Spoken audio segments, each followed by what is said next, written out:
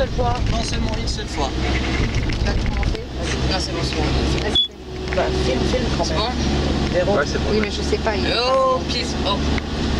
Bonjour à tous, salam alaikum, je m'appelle Jade Lestin et je vais être votre guide pour vous expliquer un peu l'histoire du haut barrage d'Égypte. Donc, tout d'abord, avant de commencer, qu'est-ce que c'est? Tout simplement, c'est un barrage qui se situe à 7 km au nord de l'ancien barrage d'Égypte créé en 1902. Il est situé dans la Haute-Égypte et c'est un barrage hydroélectrique, c'est-à-dire qu'il engendre de l'électricité grâce à l'eau. J'ai parlé un peu de son histoire et sa construction. En 1954, le président égyptien Gamal Abdel Nasser a montré ce projet en disant que grâce à ce projet, la navigation serait plus facile, les crues et l'irrigation de l'eau dans l'île aussi, et bien sûr ça fournira de l'eau et de l'électricité en Égypte et en Égypte tout simplement, car le petit barrage ne suffisait pas. Donc Gamal Abdel Nasser a demandé à la Banque internationale de lui prêter de l'argent, et aux États-Unis et à l'Angleterre plus précisément. Tout d'abord, ces derniers ont accepté et on lui ont donné 270 millions de dollars. Sauf que en 1956, le projet a été annulé. Pourquoi? Parce que les États-Unis n'a plus voulu les aider. Du coup, étant donné que les États-Unis étaient une grande puissance mondiale, tout le monde les a suivis. Pourquoi les États-Unis a décidé de se retirer? C'est tout simple.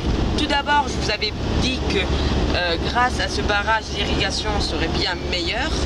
Donc, la production de coton égyptien s'agrandirait, ce qui fait un nouveau concurrent sur le marché pour l'Égypte. De plus, les Égyptiens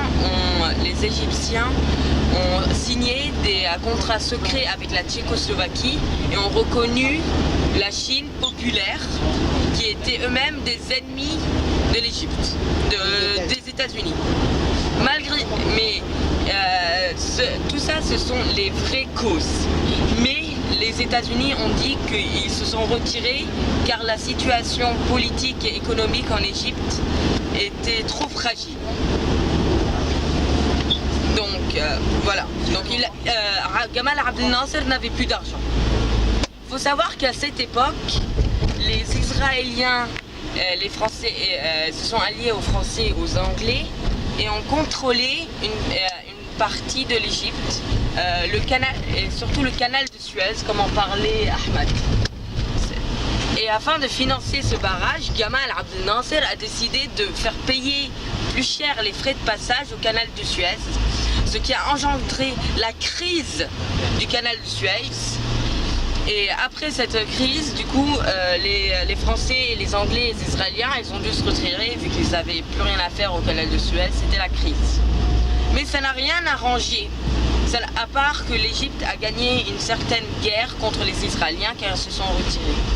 Donc, la dernière chose qu'ils pouvaient faire, c'est se relier à l'Union soviétique, l'URSS avant. Et ils se sont donc alliés à l'Union soviétique. Il faut savoir qu'avant, l'Égypte était parmi les pays non alignés, ça veut dire qu'on ne savait pas avec qui ils étaient. Sauf que dès qu'ils ont été avec l'URSS, eh ben, on a su qu'ils étaient avec l'URSS tout simplement, ils se sont alignés. Donc l'URSS a financé un tiers de la construction et a envoyé plus de 2000 ouvriers et ingénieurs pour aider les Égyptiens. Ouf, il fait chaud. Pour aider les Égyptiens. Et voilà. Donc, je vais vous remémorer les dates. En 1954, Gamal Abdel Nasser présente le projet. C'est en 1960 que la construction commence. Et en 1964, le Nil a été dévié, car il faut savoir que afin de faire fonctionner massivement les turbines qui servaient à l'électricité, le Nil a dû dévier sa trajectoire. En 1966, les turbines ont été mises et l'électricité a commencé à être produite. En 1970, finalement, la construction fut totalement terminée. Et c'est plus précisément le 15 juin 1970 qui est la fête nationale d'Aswan. Ce projet a pris à peu près 11 ans. C'était très long. Maintenant, je vous ai parlé de l'histoire. Je vais vous parler de ce que ça a engendré. Tout d'abord, bien sûr, ça a engendré ça a facilité la navigation. Ils ont réussi à mieux gérer les crues et donc à mieux gérer les irrigations, ce qui a produit, ce qui a été plus rentable pour les Égyptiens. Et bien sûr, ils ont eu plus d'eau et d'électricité. Et cette fois-ci, l'électricité était dans toute l'Égypte. Mais bien sûr, ce barrage a causé de nombreux problèmes. Tout d'abord, à cause de ces barrages, le temple de Phila et de nombreux temples autour du lac Nasser ont failli être submergés sous l'eau, justement, car le lac Nasser a été créé. C'est un lac artificiel, le plus grand lac artificiel du monde, d'Égypte. Non, du monde, pas d'Égypte, monsieur. Donc,